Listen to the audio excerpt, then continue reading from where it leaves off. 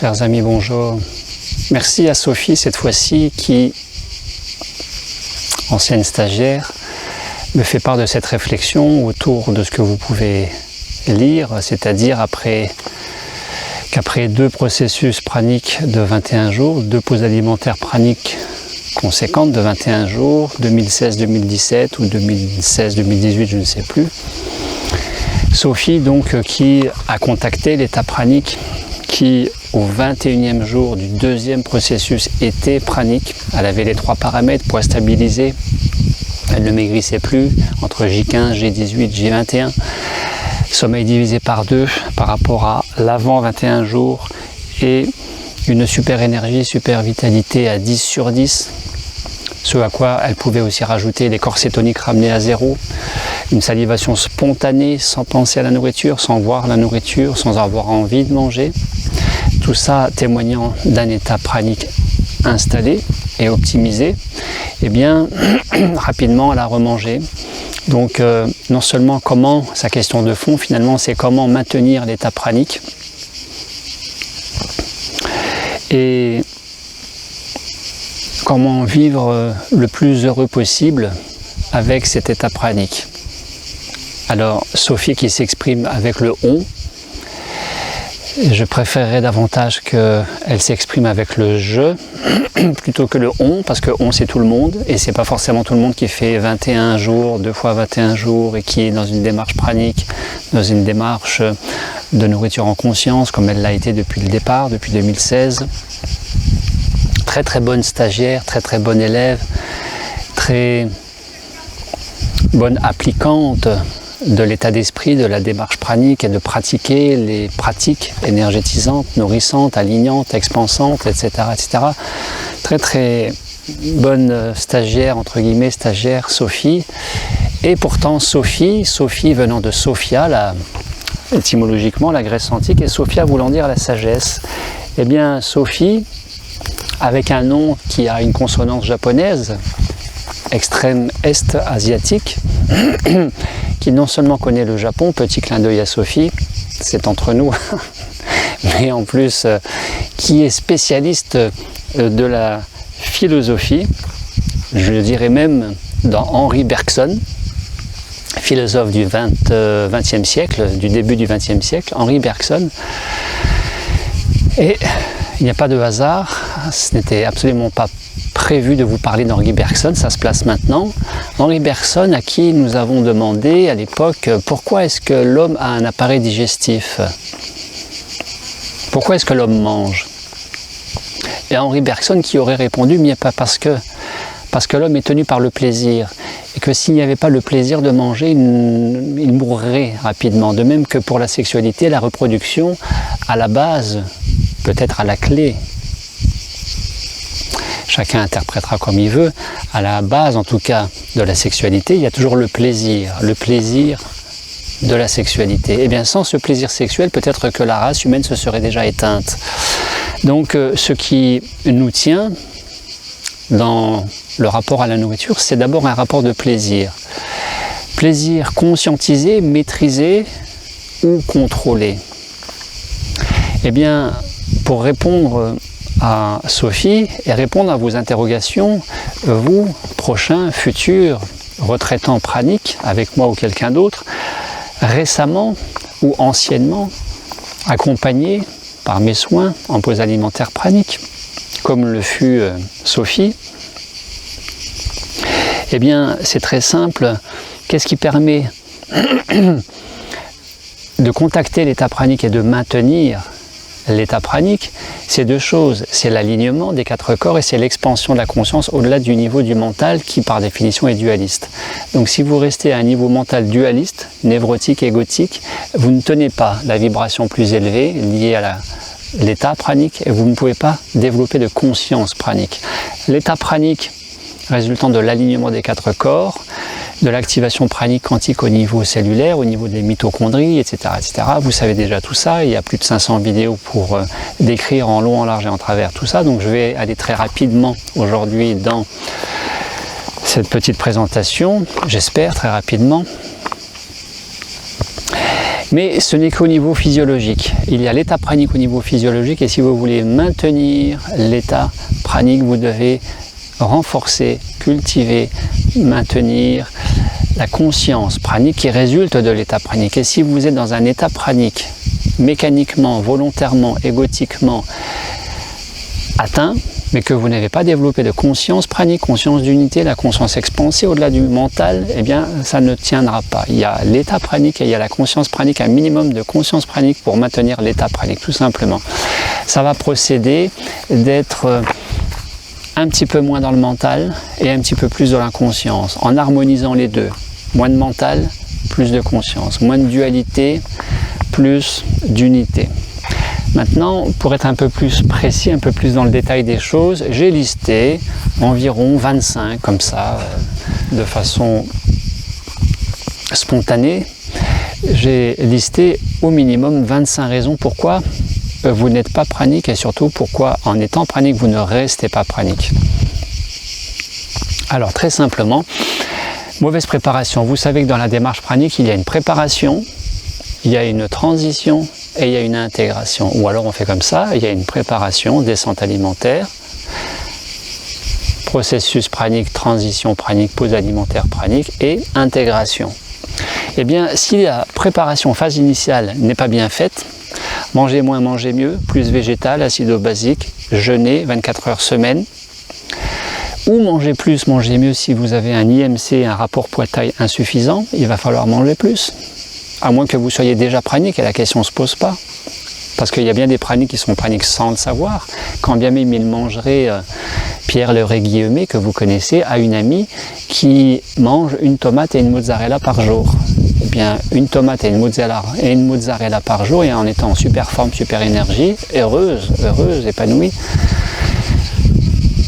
rayonnante, eh bien, on peut dire, sans trop se tromper, que cette jeune femme, cette femme est pranique, sans le savoir. Donc si la préparation est insuffisante en quantité et en qualité, ça ne peut pas tenir, ça ne peut pas marcher, ça ne peut pas déclencher, ça ne peut pas activer la mécanique pranique. Bien évidemment, la préparation, ce n'est pas une semaine avant, le processus, c'est des semaines, voire des mois avant, et pourquoi pas, comme Christian, qui aujourd'hui est pranique et qui s'est préparé pendant 2 ans avant de venir en juin 2018 dans le Cantal et que je salue, Christian. L'intégration non consolidée. Ce que je constate au travers des accompagnements en ligne résidentiels que je réalise auprès de vous, c'est que la transition, le processus, la pause alimentaire pranique se passe plutôt bien, mais que vous négligez l'intégration. Et l'intégration, qui dit intégrer, dit consolider les outils, consolider la maîtrise, la pratique des outils en nourriture pranique pour consolider le relais quantique pranique au niveau cellulaire, au niveau de la mitochondrie. Vous savez, l'état pranique, c'est un état d'alignement, de cohérence corps-tête, tête-corps, corps-esprit. Et ça ne s'improvise pas, ça se cultive. Préparation insuffisante, intégration non consolidée. La descente alimentaire, bien évidemment, si elle est trop rapide, il y a des gens qui veulent passer à 1 repas par jour, alors que je n'ai absolument jamais dit qu'il fallait passer à 1 repas par jour. Je vous mets au défi de trouver dans quelconque de ces vidéos le moindre passage où je dis qu'il faut passer à 1 repas par jour, c'est absolument faux. Simplement de manger à hauteur de sa faim physique et naturellement de ne manger que quand vous avez faim. Éviter la faim mentale émotionnelle à remplir et donc plutôt gérer les faims mentales émotionnelles plutôt que de succomber à la compensation alimentaire dans ces pseudo-faims mentales émotionnelles. Donc la descente alimentaire est mal menée. La prise alimentaire, si vous êtes en rapport poids-taille, est insuffisante. Il y a encore cette vidéo que tout le monde ne connaît pas sur comment et pourquoi prendre du poids avant un processus pranique. C'est important pour certaines personnes. Tout cela est insuffisant, le plus souvent. Quand vous jeûnez, c'est une très bonne chose, mais souvent, je constate que les gens se mettent tardivement au jeûne. Ils voient une vidéo de Gabriel Lescois et ils se mettent en route pour s'inscrire à un stage prana et ils se mettent à jeûner 1 mois avant. Si ce n'est pas 15 jours avant, c'est très insuffisant. Il n'y a pas de précipitation, il y a à prendre son temps à se préparer. Et une fois encore, je l'ai déjà dit, on ne se prépare pas pour un stage, on ne se prépare pas pour une pause alimentaire pranique, on se prépare pour son hygiène de vie. Que vous veniez ou que vous ne veniez pas en stage, ce n'est pas important. Ce qui est important, c'est votre santé et vous faites tout ça d'abord pour votre hygiène de vie. Jeûne irrégulier. Si vous jeûnez de façon irrégulièrement, à quoi ça sert le jeûne? Repos digestif, détoxination cellulaire de l'organisme et habituer le mental et les émotions à l'absence de nourriture, donc au vide gastrique. Ce vide gastrique qui peut renvoyer à, entre autres, le vide existentiel, le vide, donc le néant, et le néant, la peur de la mort. Donc voilà, s'habituer au travers du jeûne à ce vide qui n'est pas vide pour la physique quantique, mais qui est déjà plein. Je ne vais pas revenir sur tout ça, vous le savez. Et si la détox est insuffisante, autre cause possible de non-basculement à la pleine nourriture pranique, dans l'état pranique et encore moins dans la conscience pranique d'unité, eh bien, détoxination insuffisante dans le cas de ces personnes qui, à leur insu, vivent une candidose digestive, eh bien, ils auront un processus pranique plus chahuté en termes d'inconfort et de symptômes digestifs, douleurs, spasmes, ballonnements, je ne sais pas quoi encore, et surtout à la reprise alimentaire, ces personnes vont être facilement, pour la plupart, rattrapées par une tendance boulimique qui n'a absolument rien à voir avec un motif psycho-émotionnel de compensation, de remplissage, mais qui est surtout le fait des candidats champignons, des levures champignons, le candidat albicans, qui réclament du sucre pour subsister et qui va se traduire par une tendance à l'hyperphagie, à la boulimie. Donc il est important que la candidose soit traitée avant le processus. Évidemment, qui dit moins de mental, dit plus de conscience, dit comment faire? Eh bien méditer. Méditer, ça sert à équilibrer le cerveau gauche, cerveau droit, à être moins dans le mental et être plus dans la conscience. Si vous ne méditez pas, vous restez mental et on ne vit pas au mieux un processus pranique avec un trop de mental. Parce que qui dit mental dit rationalisation, lutter contre, dualiser, opposer, rechigner, résister. Tout ça c'est du mental, c'est l'ego qui est derrière. Donc il est important de méditer. Et combien de personnes ne méditent pas ou très peu, sans parler de ces personnes qui peut-être méditent depuis longtemps, mais qui en réalité ne pratiquent pas vraiment de la méditation, mais de la concentration plutôt que de la méditation, et croient méditer, alors qu'en réalité, elles sont entre deux eaux, elles ne méditent pas vraiment. Tout ça là demande à être vérifié. Il y a des pièges, il y a des impasses à la méditation. Par exemple, lutter contre les pensées, vouloir ne plus penser, etc. etc. C'est pas ça la méditation. Méditer, c'est d'abord écouter et ressentir. Je vous renvoie à toutes ces vidéos que j'ai faites. Trop de mental, pas assez de méditation, pas assez de conscience, donc trop de mental. Le mental qui va trouver toujours de bonnes justifications pour écourter le processus pranique, parce qu'une fois encore, derrière le mental, c'est l'ego, et que l'ego ne veut pas que vous fassiez cette démarche de nourriture en conscience, de pause alimentaire pour être mieux dans votre corps et dans votre tête, dans la névrose, équilibrer tout ça, parce qu'il va forcément perdre sa place. C'est Freud qui disait que nous avons mis l'esclave à la place du maître, autrement dit le mental, le roi de cette planète, le roi du monde, l'ego, fonctionne avec le mental et le mental avec l'ego. C'est deux choses différentes, mais l'un va avec l'autre. Et si vous êtes davantage en conscience, ça nécessite, à l'évidence, que le mental va revenir en numéro 2 et l'ego derrière la conscience. Et l'ego n'en veut pas. Donc il va résister et ça va passer par le mental.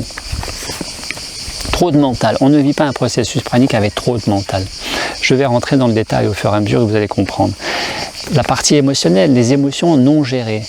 Quand vous êtes en pause alimentaire et que vous avez la béquille alimentaire pour anesthésier les émotions, calmer les émotions, je m'ennuie, je suis triste, je suis malheureux, je suis en colère, j'ai honte, je regrette, j'ai peur, et que il y a la cigarette, il y a l'alcool, il y a le travail, il y a le sommeil, il y a les achats compulsifs, il y a la nourriture. fait que cela est momentanément suspendu du fait de la pause alimentaire, par définition, eh bien, les émotions remontent, certaines, on ne sait pas lesquelles, on ne sait pas quand, vont remonter, et c'est très important d'être dans une ouverture de réceptivité aux émotions que nous pouvons accueillir et permettre de se vivre tranquillement pour mieux les intégrer et non plus les refouler. Donc la relation à l'émotion est importante, d'ordinaire au quotidien, toute l'année, manger ou pas manger, pranique ou pas pranique, jeûne ou pas jeûne, mais encore plus lors de la pause alimentaire. Et je vois dans ces accompagnements que la gestion émotionnelle n'est pas forcément facile et encore moins forcément acquise au bout de 21 jours chez la plupart d'entre vous. Une fois encore, ça veut dire que la consolidation de tous ces outils, de cet état d'alignement corps-esprit à l'issue d'un accompagnement en phase d'intégration reste fragile, et ce qui explique largement pourquoi les gens soit ne connectent pas l'état pranique, soit le connectent et surtout n'y restent pas. Béquille alimentaire anesthésiante, apprendre à gérer et ne plus compenser, apprendre à regarder en face les émotions et ce qui dérange plutôt que de vouloir mettre de côté, balayer sous le tapis. Ça s'appelle de la gestion du stress, ça s'appelle de l'hygiène mentale émotionnelle, tout simplement. Trop dans le futur, trop dans le passé. Processus pranique dit apprendre à vivre pleinement au présent en intégrant les éléments nécessaires parfois liés au passé, en se servant du passé, en tirant les apprentissages, les leçons du passé, de notre vie à tout à chacun, et puis lié au futur, savoir se projeter, mais savoir surtout, pour gérer un agenda, un planning, un rendez-vous, des obligations familiales, professionnelles et autres, savoir surtout revenir au présent et vivre pleinement au présent. C'est l'aspect méditatif qui fait défaut chez beaucoup d'entre nous. Donc tout cela, ça nécessite et un entraînement, et un apprentissage, et un rodage du vivre pleinement au présent. La vie ne se vit véritablement qu'au présent, et encore plus l'état pranique. Bien évidemment, soit vous êtes dans le mental et vous êtes lié à l'ego, soit vous êtes moins dans le mental, vous êtes plus dans la conscience et vous serez beaucoup moins lié à l'ego, vous serez beaucoup plus connecté au cœur. Chez la plupart d'entre nous, le cœur est malmené, le cœur est plus ou moins douloureux, avec ses petites et grandes frustrations, ses petites et grandes peines, ses peines de cœur, ses peines de chagrin, ses peines d'amour, ses petits et grands deuils non digérés. Eh bien, il y a nécessité d'intégrer un maximum ce que le cœur porte de façon inutile et depuis parfois si longtemps, qu'il ne digère pas, qui s'appelle la rumination, la rancœur, la rancune, la haine, je t'en veux, je te pardonne pas, etc. Je ne me pardonne pas, etc., etc. Et donc tout cela passant forcément dans le dispositif de la pause alimentaire, du processus de l'aventure pranique, qui est un processus d'apprendre à vivre au présent, en conscience et déployé, passe par ouvrir le cœur. Donc ouvrir le cœur, ouvrir le cœur, ouvrir le cœur. Tout cela fait l'objet d'accompagnements spécifiques et de pratiques spécifiques pendant les stages praniques résidentiels et en ligne. Mais à vous aussi de faire votre part, la politique du colibri, pour Pierre Rabhi, pendant les accompagnements, pendant votre accompagnement et surtout au-delà de l'accompagnement. Et ce que je vois le plus souvent, c'est que les choses s'arrêtent et que vous ne maintenez pas ces pratiques et que les choses retombent. Christian a très bien résumé cela. En pause alimentaire, il connecte, ça devient léger, ça devient très agréable. Et quand il remange, ça déconnecte et ça retombe, ça retombe.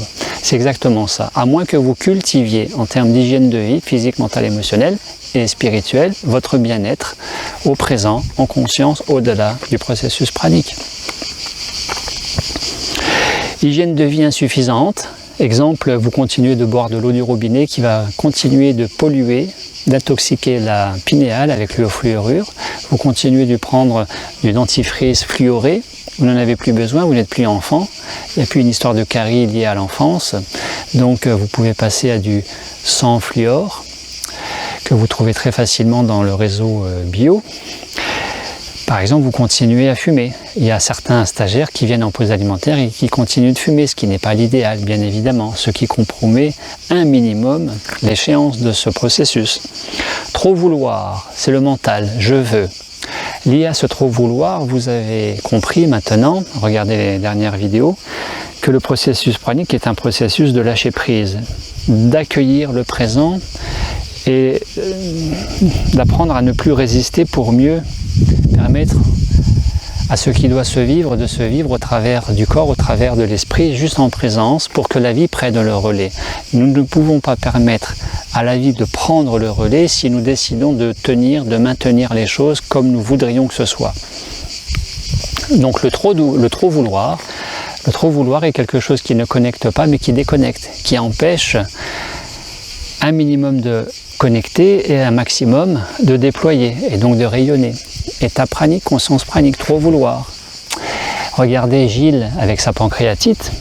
Non seulement il a régénéré, on peut dire guéri sa pancréatite, mais en plus il est devenu 100% pranique depuis le 4 août 2017 de mémoire. Et c'est quelqu'un qui est venu simplement avec un souci de santé, dont il savait que le jeûne, d'après le prix Nobel de médecine de 2016, Yoshinori Osomi, prouvait que c'était bon pour la santé, accompagné par mes soins, et qui n'a rien voulu de plus que ça, en disant si je suis pranique, ce sera la cerise sur le gâteau, mais c'est tout. Eh bien, il a basculé pranique, et il est maintenu pranique. Il est maintenu pranique parce qu'il a pratiqué 1 à 2 pratiques méditation pranique tous les jours, parce que ça lui faisait du bien, parce que ça lui permettait de consolider ce qu'il ressentait comme étant extrêmement bon pour lui, en lui. Tout ça, c'est lui-même qui me l'a dit. Expansion de conscience insuffisante découle du trop vouloir et découle du trop de mental, et découle de l'absence de méditation ou du pas assez de méditation. Expansion de conscience insuffisante, pour être pranique et le rester, aligné, expansé. Si vous ne cultivez pas les expansions de conscience, eh bien il va forcément manquer quelque chose. Et juste découvrir, apprendre et s'imprégner pendant ce stage, c'est un petit peu tard. Ça doit s'intégrer au quotidien. Dans votre hygiène de vie, je rabâche, c'est important. Lié à l'expansion de conscience insuffisante, vous pouvez être très expansé, mais il va falloir aussi, écueil que je rencontre parfois, pour ne pas dire souvent, il va falloir aussi de l'ancrage à la terre, parce que le corps, d'un point de vue physiologique, est une antenne cosmotellurique qui transmet les énergies d'en haut vers le bas et du bas vers le haut. Ça doit être fluide. Il faut de l'expansion de conscience, il faut de l'enracinement, il faut de l'ancrage à la terre, c'est extrêmement important. Et souvent, l'ancrage est insuffisant parce que trop mental, trop rationnel, trop occidentalement à l'ouest, etc., etc. Donc c'est un des paramètres à intégrer, à tenir compte dans la démarche du processus pranique, si vous souhaitez passer à un autre niveau de liberté, de déploiement, de rayonnement et de bonheur au quotidien avec vous-même dans votre vie. L'alignement des 3 corps insuffisants, mental trop fort, émotion non gérée, voilà, l'alignement, l'expansion, ça va avec. Ce que je constate le plus souvent, et j'arrête pas de le dire dans les groupes, c'est que vous posez très insuffisamment de questions sur, non pas la théorie, parce que la théorie, vous la connaissez par cœur, et il y a plus de 500 vidéos me concernant sur cette chaîne, il y a toutes les autres vidéos des autres accompagnants, présents ou passés. Vous avez combien de livres maintenant qui parlent de la nourriture pranique, de près ou de loin, mais en termes de pratique, de méditation pranique, que vous découvrez, que vous expérimentez avec moi, en ligne ou en résidentiel, eh bien, c'est très insuffisant. Vous ne posez quasi jamais aucune question sur les pratiques, alors qu'elles sont faites exprès pour vous, les plus simples possibles, pour que vous les intégriez, que vous vous les appropriez, que vous les intégriez au quotidien, dans une pratique journalière, minimum une méditation pranique par jour. Pourquoi ? Parce que la faculté de médecine de Brasilia au Brésil, en 2012, a montré en étude expérimentale qu'une méditation pranique de 20 minutes par jour renforcer les défenses immunitaires était très bon à la santé. Et qui dit que c'est très bon à la santé, dit que ça va unifier la cohérence corps-esprit et donc favoriser le déploiement, la reliance au tout, indirectement parlant. C'est une base, mais c'est une base à cultiver aussi. Et puis, en accompagnement résidentiel et en ligne, je me mets systématiquement en disponibilité pour toute personne que j'accompagne et qui souhaiterait me voir plus en individuel. Comme en groupe, eh bien, en résidentiel, c'est plutôt un groupe de 10 à 20 personnes. Et je suis toujours très disponible en matinée, en après-midi, en soirée, après ou avant les méditations praniques, les réunions collectives, pour répondre à des demandes plus individuelles, un besoin d'éclaircissement, de faire le point, de résolution d'un conflit avec soi-même, périphérique ou central. C'est-à-dire périphérique, ça peut être à terme le fait de retrouver le travail avec l'employeur ou de retrouver la famille avec le mari ou avec la femme ou avec les enfants. Et lié à ça, une certaine appréhension, bien comment gérer l'appréhension et comment gérer au mieux la perspective d'être mieux avec l'objet de ce conflit pour le résoudre en le résolvant.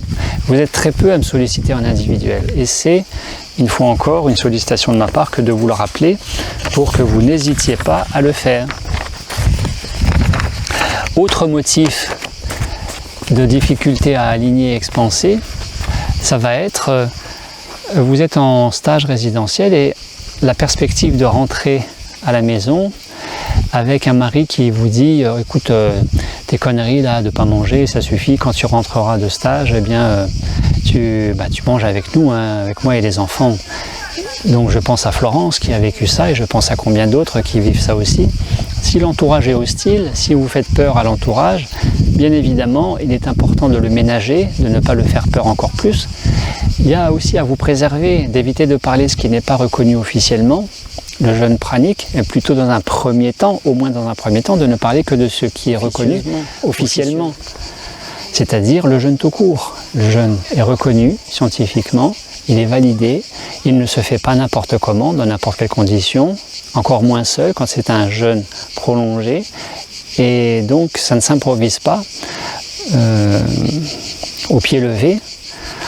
En tout cas, préservez-vous, préservez votre entourage et il y a lieu à apprendre à gérer la relation à l'entourage quand l'entourage ne vous suit pas forcément. Ça fait partie d'un des écueils possibles à l'échéance pranique. Je pense à cette personne, cette femme soixantenaire qui était venue en stage en Corse, 15 jours, et qui voulait que je l'accompagne la 3e semaine en ligne de retour à la maison et à qui j'ai dit non parce qu'elle me disait que sa fille, assistante sociale, allait contacter le service médical psychiatrique si sa mère, donc elle-même stagiaire, refusait de manger au bout de ces 2 semaines. Alors que manifestement la stagiaire allait plutôt bien.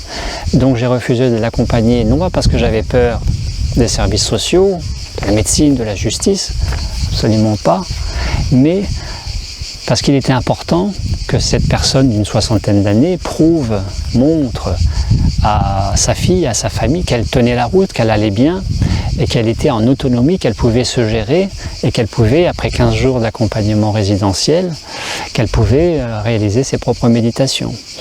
Bien évidemment, elle m'en a voulu, mais c'était un mal pour un bien, comme on dit, et je suis très, très content d'avoir refusé sa demande de l'accompagner en 3e semaine. La priorité était sa relation à la famille et non pas sa perspective pranique qui était compromise de toute manière pour certains paramètres qui, elles, étaient trop rationnels, trop intellectuels, trop mentales, pas assez dans l'expansion de conscience et surtout pas assez dans l'ouverture du cœur, pas assez dans le « je m'aime », entre autres raisons. Avec un rapport poids-taille qui était un petit peu bas et dont il fallait rapidement qu'elle se réalimente de toute manière. La perspective pranique était pour elle, dans ce premier tour de processus pranique, était de toute manière compromis. Elle n'a pas fait ce processus pour rien. Pour toutes les autres qualités, bénéfices liés à la pause alimentaire, ça lui aura été salutaire à bien des égards. De toute manière, le prana n'étant pas une priorité, le prana étant une conséquence, et je vous le rappelle, il n'a pas lieu à être recherché, l'état pranique. Il est beaucoup plus important de développer, de se soucier au travers d'une pause alimentaire pranique de sa santé, de son équilibre, de son bien-être, d'être davantage dans la conscience, le rayonnement du cœur, que à tout prix vouloir être pranique. Et à choisir, il est largement préférable de mettre l'accent sur développer la conscience pranique, conscience d'unité, conscience du cœur déployé, plutôt que dans le simple état pranique. Bien évidemment, si consciemment vous souhaitez faire un processus et que vous souhaitez développer l'état pranique, peut-être même la conscience pranique, ce qui est moins le cas. Les gens veulent beaucoup plus être praniques de leur état, être en autonomie alimentaire, que développer. Peu de gens parlent de développer la conscience d'unité, la conscience du cœur. Peu de gens parlent de ça, peu de gens. C'est encore quelque chose à noter qui explique dans la balance pourquoi, si pour l'immense majorité il est difficile de jeûner, eh bien c'est encore plus difficile d'être pranique, tout simplement. Peu de gens parlent du rayonnement du cœur, peut-être par pudeur, peut-être par je ne sais pas quoi, je ne sais pas. Bien évidemment, plus vous avez des résistances, plus ou moins inconscientes, à ce qui serait le mieux pour vous, plus vous avez des résistances à vous auto-limiter, voire à vous auto-saboter, à procrastiner, eh bien, moins ça va marcher, c'est évident. Moins vous irez à terme des 21 jours, plus vous irez peut-être à terme, mais très vite vous allez remanger parce que le schéma limitant, répétitif, limitant, sabotant, sabotage, de rester dans la petitesse et de s'interdire de déployer pleinement, de grandir, de rayonner pleinement, va vous rattraper. C'est quelque chose qui doit faire l'objet d'un petit accompagnement thérapeutique avant le processus dans l'idéal. Quelque chose qui est beaucoup moins connu, nous sommes tous construits dans notre développement, enfant, adulte, avec un profil névrotique que les spécialistes, les psychologues, les thérapeutes, les psychiatres connaissent. 5 profils type masochiste, psychopathe, rigide, oral et schizoïde. Eh bien, à chaque profil névrotique, il y a des potentialités et il y a des défaillances ou des résistances, des points d'achoppement, des pierres d'achoppement à ce fameux déploiement-rayonnement. Ce qui fait que c'est important, si vous êtes plutôt oral, si vous êtes plutôt rigide, si vous êtes plutôt masochiste, tendance névrotique, tendance masochiste, d'un point de vue psychodynamique, il n'y a aucun préjugé, jugement, aucune crainte à avoir par rapport à ça. Nous sommes tous incarnés, habités par une dynamique psychologique basée elle-même sur une construction dite névrose, névrotique. Eh bien, selon votre profil névrotique, il y a des consolidations à réaliser de manière à ce que simplement l'énergie de vie circule mieux. Exemple, la personne qui est orale, elle va être surtout déployée au niveau de la gorge, mais elle va connaître, à son insu, un vide énergétique au niveau de l'estomac. Croisé avec la médecine ayurvédique, la médecine énergétique hindouiste, bouddhiste, orientale, c'est très intéressant de faire le pont, le lien entre la psychologie, la psychanalyse freudienne, jungienne, occidentale et l'anatomie, physiologie orientale. Par exemple, la personne rigide a comme caractéristique d'être verrouillée au niveau du cœur, dans le sens où elle va moins s'aimer elle-même et plus aimer son entourage. Il y a un équilibre à faire entre ces deux, intérieur et extérieur. La personne à tendance psychopathique, c'est l'inverse. Elle va avoir tendance, en termes de cœur verrouillé, à s'aimer beaucoup trop elle, et pas assez, voire pas du tout les autres. Et là aussi, il y a un rééquilibrage à faire. Tendance psychopathique ne veut pas dire que la personne est psychopathe, ou qu'elle est perverse, manipulatrice, narcissique. Attention aux raccourcis. Attention aux raccourcis et mésinterprétations du grand public. Donc là, c'est quelque chose qui est important à intégrer dans la démarche.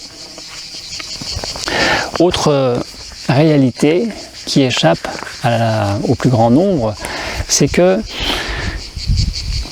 au regard des travaux du docteur Jean Gauthier, qui est décédé en 1968 et dont les travaux sont extrêmement étudiés en endocrinopsychologie, en psychologie hormonale, eh bien, nous sommes tous construits à partir d'un profil, en parallèle du profil névrotique, d'un profil endocrinologique, hormonal, en fonction de l'activité glandulaire. Eh bien, ces travaux ont été validés scientifiquement. Au 3e mois de grossesse, le système endocrinien est fini, consolidé, achevé, et va influencer le développement du système psycho-neurologique. Et en fonction de ce développement psycho-neurologique, la boîte crânienne va se consolider, va se construire avec telle et telle caractéristique. La relation glande endocrine, fonctionnement psycho-neurologique et profil faciès, profil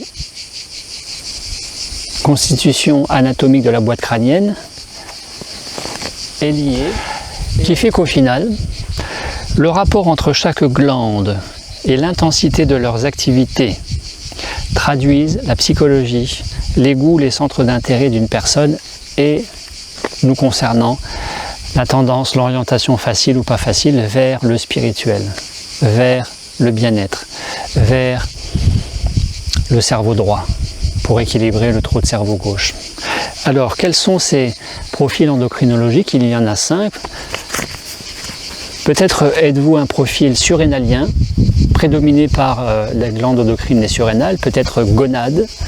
Vous êtes peut-être un gonadien. Gonadien veut dire les gonades, ça s'appelle testicules, ce sont les testicules et les ovaires.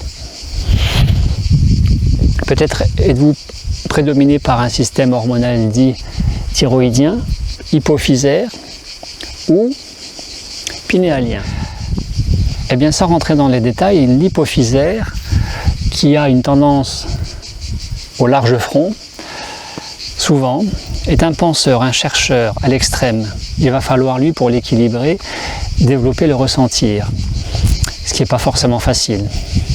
Le surrénalien, c'est quelqu'un qui est pratico-pratique, c'est un pragmatique, il est dans l'action, c'est un technicien et il a une tendance militaire, un petit peu comme ça.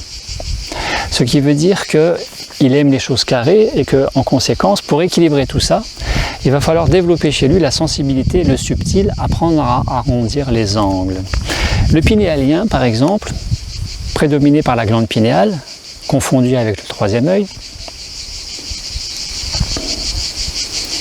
qui lui est largement à tendance facilité envers la nourriture pranique, l'état pranique, la conscience pranique, mais pas forcément que lui, et c'est pas parce qu'il est que forcément que ça va aller, pour autant, eh bien le pinéalien, lui, il est très sensible à la sagesse, à la philosophie, à la spiritualité. Il est très nourri de tout ça. Et il a tendance à un petit peu dans les étoiles. Pour lui, il va falloir développer, pour l'équilibrer, un peu plus de rapport à la matière, l'ancrer davantage, le mettre davantage dans ici et maintenant. Ça, c'est le pinéalien. Pour le thyroïdien c'est un hypersensible. Il va avoir une grande sensibilité, émotivité, impulsivité. Il s'emballe vite et ça retombe vite. Tendance à vivre dans l'imaginaire, très intuitif. Chez lui, il va falloir développer le rationnel, inversement.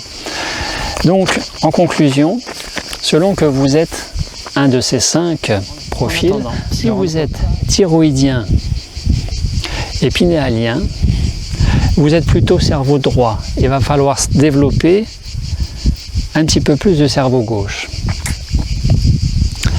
Si vous êtes hypophysaire et surrénalien, vous êtes un petit peu plus à tendance cerveau gauche, il va vous falloir développer un petit peu plus de cerveau droit. Conclusion, ça ne s'improvise pas tout ça, vous voyez pourquoi c'est pas facile, il faut le dire, c'est pas facile d'être pranique et c'est encore plus difficile de le rester. Eh bien, que les pouvoirs publics, que le système agroalimentaire, économique, pharmaceutique se rassurent. C'est pas de mal la veille que la planète tout entière va devenir pranique. Ce n'est absolument pas la veille, tout simplement parce que quand on considère tout ça, on se rend bien compte que c'est loin d'être facile. L'hygiène de vie fait défaut à la plupart d'entre nous, et je me mets aussi dans le lot, je me mets dans le collectif pour parler de ça, parce que personne n'est parfait. Et raison Et qui plus est, que c'est déjà bien difficile de jeûner, alors ne parlons pas de l'état pranique. Thierry Casasnovas, il avait raison. Avant de parler de la nourriture pranique, il faut parler du bien vivre en termes d'hygiène de vie, de prévention. C'est pas la peine de vouloir courir si les gens ne savent pas marcher. Apprenons d'abord à bien marcher sur nos deux jambes, sur nos deux appuis, et après d'apprendre à courir. Eh bien, c'est un petit peu ça l'image par rapport à la nourriture pranique. Ça ne veut pas dire que, qui plus est, que c'est légitime. C'est légitime de vouloir s'offrir le meilleur. Qui à ce jour connu est état et conscience pranique. Mais c'est pas la peine de vouloir aller trop vite là-dedans si les bases ne sont pas consolidées. Ça se prépare, ça se travaille, ça se prépare avant un processus, ça se travaille pendant un processus et ça se renforce, ça se cultive après un processus, dans l'intégration. Et pour bien resituer les choses, faut-il dire, une fois encore, que 21 jours de processus pranique n'est qu'un processus pranique et non pas le processus de toute une vie. Vouloir être pranique, c'est vouloir être davantage au présent, ancré, relié, ouvert, déployé, rayonnant, équilibré, harmonisé, mental, émotionnel, nourri au mieux au niveau de la cellule, prendre soin du corps, rapport poids-taille satisfaisant, équilibrer son profil névrotique, tendance névrotique majeure, équilibrer son profil endocrinologique majeur. Tout ça ne s'improvise pas et le véritable processus pranique, c'est le processus de toute une vie.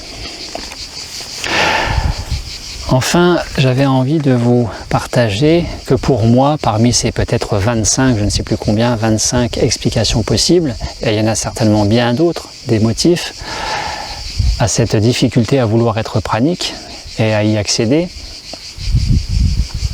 Qui plus est que tout ça n'est pas étudié scientifiquement, officiellement, mais officieusement par la NASA, par l'armée, mais très peu par le public officiellement parlant, très peu. Encore, peut-être de plus en plus, lentement mais sûrement.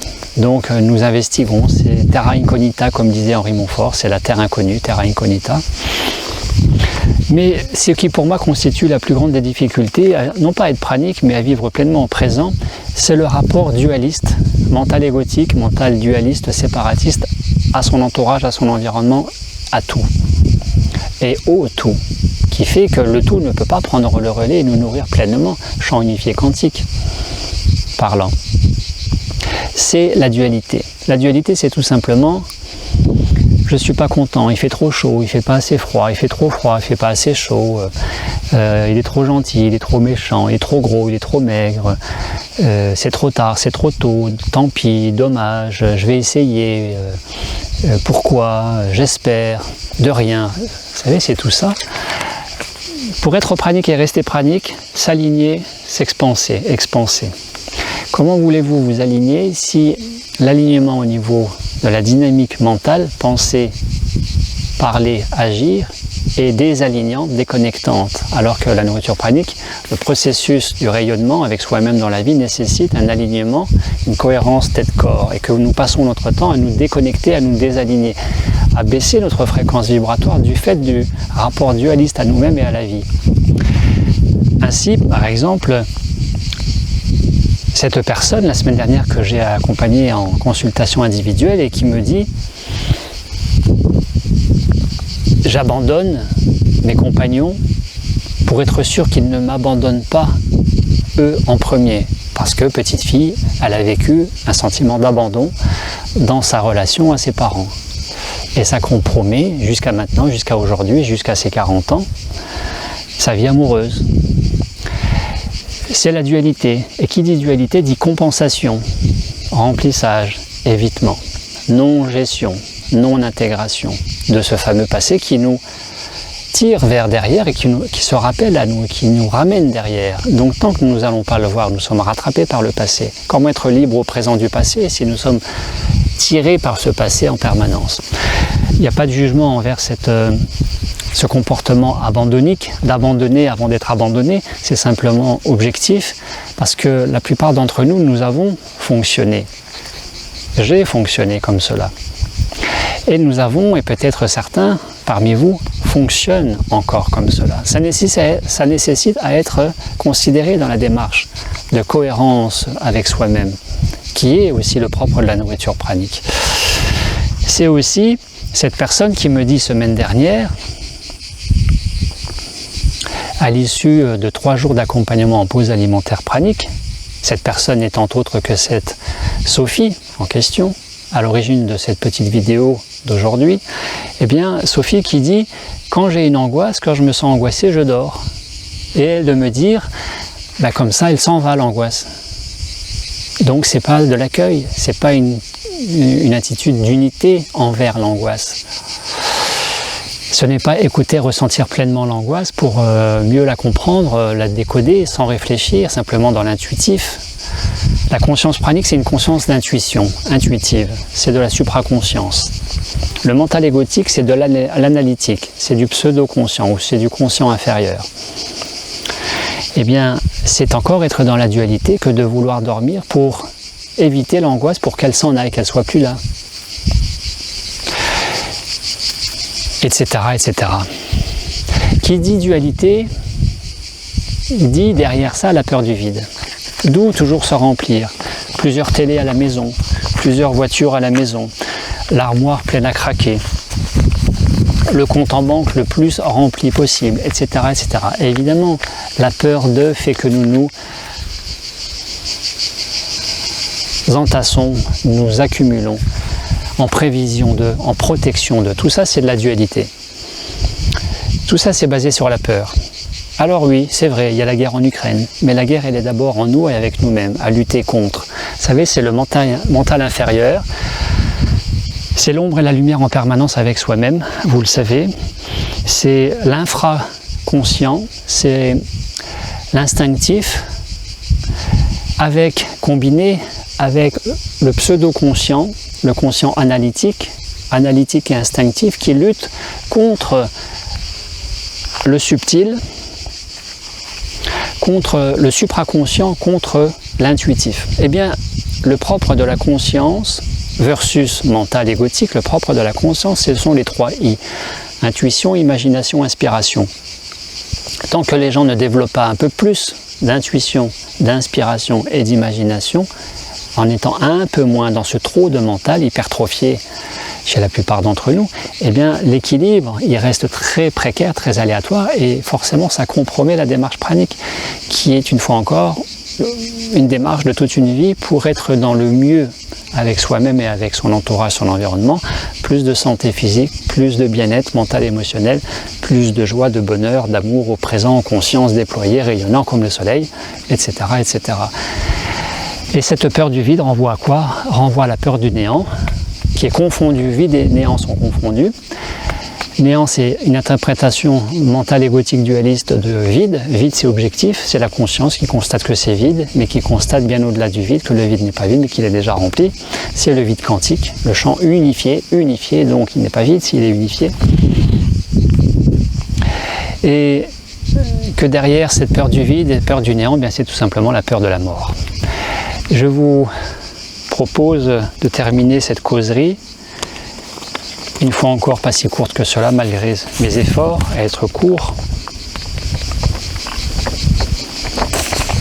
Je vous propose de méditer sur ce que Blaise Pascal avait dit et qui résume toute la situation. Désolé Sophie, ce n'est pas Henri Bergson qui l'a dit, un petit clin d'œil à Sophie. Ce n'est pas Henri Bergson qui l'a dit, c'est Blaise Pascal. L'homme a dans le cœur un trou en forme de Dieu qu'il passe son temps à remplir. Comment pouvons-nous être relayés par la conscience du divin, par l'unité au tout, relayer la pseudo-conscience individuelle, égotique, neurotique, à la pleine conscience universelle, se réaliser, s'éveiller pleinement, si nous passons notre temps à remplir ce trou dans le cœur pour ne pas connecter le vide quantique. Ce n'est pas possible. Il y a lieu à s'apprivoiser petit à petit avec soi-même, à se rassurer, à lâcher les systèmes de compensation, de résistance, de contrôle pour devenir des maîtres. des maîtres de conscience déployés, simplement l'amour. Ce n'est pas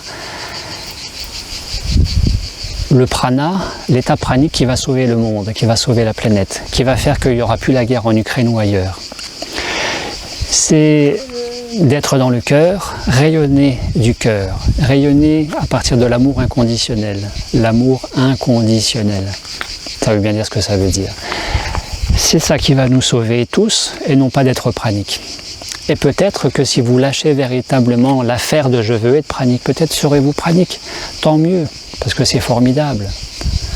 Tant mieux si vous le restez parce que c'est formidable. Et tant mieux aussi si vous ne l'êtes pas, et si vous l'êtes que vous ne le restez pas, parce que c'est peut-être que d'un point de vue karmique, autre motif de difficulté à vivre un processus pranique à terme jusqu'à l'état pranique, peut-être que simplement d'un point de vue karmique, vous avez le motif endocrinologique, névrotique, karmique. D'un point de vue métaphysique, peut-être que ce n'est pas prévu pour vous dans cette incarnation-là. Alors à quoi ça sert de faire 21 jours de pause alimentaire pranique? À faire une super détoxination, à régénérer le corps, à maintenir, renforcer, retrouver, booster sa santé, son bien-être, sa légèreté, sa joie de vivre, retrouver une pleine capacité du niveau mental et émotionnel, être moins dans l'infraconscient, moins instinctif, moins analytique, plus intuitif, équilibrer le cerveau gauche, le cerveau droit. Merci Sophie, merci à vous.